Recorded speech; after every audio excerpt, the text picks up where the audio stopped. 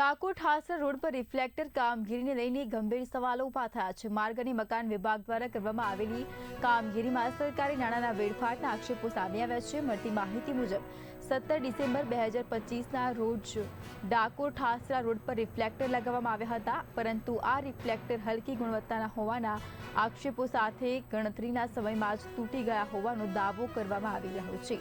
આશરે 7 કિલોમીટરના રોડ પર ફરીથી 8000 જેટલા રિફ્લેક્ટર લગાવવાની કામગીરીની વાત સામે આવી છે। તો એક રિફ્લેક્ટરની અંદાજિત કિંમત ₹1800 ગણવામાં આવી તો સમગ્ર કામગીરીનો ખર્ચ આશરે 1.50 કરોડ સુધી પહોંચે છે। સવાલ એ છે કે અગાઉની કામગીરીની ગુણવત્તા સામે પ્રશ્નો ઊભા થયા હોવા છતાં ફરીથી સરકારી ખર્ચે કામગીરી શા માટે કરવામાં આવી રહી છે અને વર્ક ઓર્ડરની સમય મર્યાદા પૂર્ણ થઈ ગઈ હોવા છતાં નવી કામગીરી કયા નિયમ હેઠળ શરૂ કરવામાં આવી તે અંગે પણ સવાલો ઉઠી રહ્યા છે।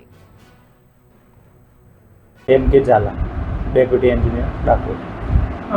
ઝાલા સાહેબ, જે ડાકોર ઠાસરા રોડ ઉપર રિફ્લેક્ટર અને મૌધા ટી પોઈન્ટે રિફ્લેક્ટર કેટલાનો વર્ક ઓર્ડર અને મૌધા ટી પોઈન્ટનું તો આખું ટેન્ડર અલગ જ છે। ડાકોર લાડવેલ, ડાકોર ઠાસરાનું 1.5 કરોડનું ટેન્ડર છે, કામ પ્રગતિ। કેટલા સમય પહેલા વર્ક ઓર્ડર હતો અને 17/12/25નું વર્ક ઓર્ડર છે અને 3 મહિનાની ટાઈમ લિમિટ છે। ટાઈમ લિમિટ પૂરી થઈ ગઈ છે ચોમાસાના કારણે। ખાસ કરીને સાહેબ રિફ્લેક્ટરો બધા બિલકુલ બોગસ મટીરિયલ્સ વાપરવામાં આવેલું અને બધા તૂટી ગયેલા છે, શું કહેશો? તૂટી નહીં ગયા, જે ડિવાઈડરની પહોળાઈ કરી એના કરતાં રિફ્લેક્ટરની પહોળાઈ વધારે છે અને એને એ રીતે લગાવેલા પણ રહ્યા નહીં, એટલે એની ટ્રીટમેન્ટ ચાલુ છે કામ। બીજી ડિવાઈડર સાગોળ વાપરેલું છે, હા બિલકુલ સાગોળ, ખાલી હાથ અડાડતા પણ ના એ તો થઈ ગઈ છે, પણ કામ પ્રગતિનો છે। ડિવાઈડરની પહોળાઈ ઓછી હોવાના કારણે પ્રશ્ન થયેલો અને ડિવાઈડર પહોળાઈ વધારવાનું કામ ચાલુ છે। ફરીથી કોન્ટ્રાક્ટર કંપની કોણ? ઇમ્પેક્ટ ઇન્ફ્રાસ્ટ્રક્ચર, ક્યાંની છે આ કંપની? અમદાવાદ।